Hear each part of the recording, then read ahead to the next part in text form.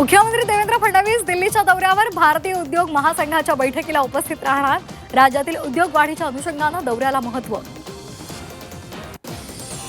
एकनाथ शिंदेंवर विडंबनात्मक गीत गायल्या प्रकरणात विधान परिषदेच्या विशेषाधिकार समितीची बैठक। सुषमा अंधारेंना उपस्थित राहण्याचे आदेश। अंधारे समितीला काय साक्ष पुरावे देतात याकडे लक्ष। पेट्रोल डिझेलसह खाद्यतेलाचाही वापर जपून करा। वर्षभर सोनं खरेदी आणि परदेशाचा प्रवास टाळा। आखाती देशातील संकटामुळे पंतप्रधान नरेंद्र मोदींचं देशवासियांना आवाहन। अमेरिकेमधील एप्स्टीन प्रमाणे खरातकडून माहिती घेऊन त्याचा एन्काउंटर करतील नाना पटोले यांचा दावा। तर खरात प्रकरणामध्ये समावेश असणाऱ्या 4 मंत्र्यांची नावे जाहीर करण्याची मागणी। भोंदू अशोक खरात प्रकरणामध्ये रुपाली चाकणकरांची 5.5 तास एसआयटी चौकशी। खरात सोबतचे आर्थिक व्यवहार आणि इतर नेत्यांच्या हजेरीवरून सवाल उपस्थित। एसआयटीच्या सर्व प्रश्नांची उत्तरं दिल्याचा चाकणकरांचा दावा। 50% आरक्षण मर्यादा ओलांडलेल्या जिल्हा परिषद प्रकरणावर आज सर्वोच्च न्यायालयामध्ये सुनावणी होण्याची शक्यता। बीड जालना झेडपीनं मर्यादा ओलांडली नाही, याचिकाकर्त्यांचा दावा। पुण्यामध्ये उन्हाचा तडाखा। पुणे शहरात पारा 41.4 अंश सेल्सिअस तर लोहगावात 42.7 अंश सेल्सिअस तापमानाची नोंद। 2016 नंतर मे महिन्यातील सर्वाधिक तापमान। उकाड्यानं पुणेकर हैराण।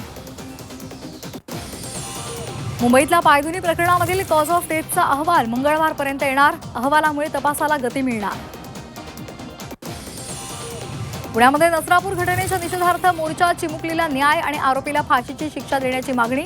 हजारो पुणेकरांचा मोर्चामध्ये सहभाग। आसाममध्ये हिमंता बिस्वा शर्मा यांचं दुसरं पर्व। 12 मे रोजी आसाममध्ये शपथविधी सोहळा। हिमंता बिस्वा दुसऱ्यांदा मुख्यमंत्रीपदाची शपथ घेणार।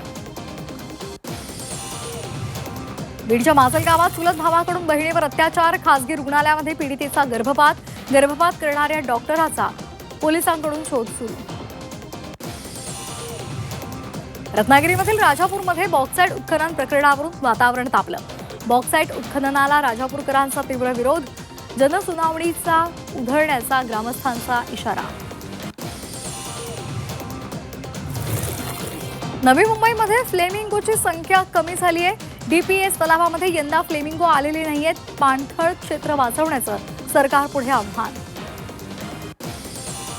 उल्हासनगरमध्ये जलवाहिनी फुटली। फुटलेल्या जलवाहिनीतून लाखो लिटर पाणी वाया। पाण्याच्या उंच फवाऱ्यांमुळे वाहतूक कोंडी। शहरामध्ये पाणी टंचाई। हजारो लिटर पाणी वाया।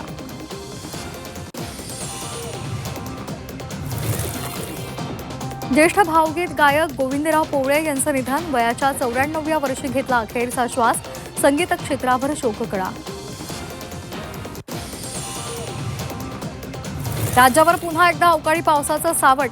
मध्य महाराष्ट्र आणि मराठवाड्यामध्ये पावसाची शक्यता। विदर्भातही तुरळक ठिकाणी पावसाचा अंदाज।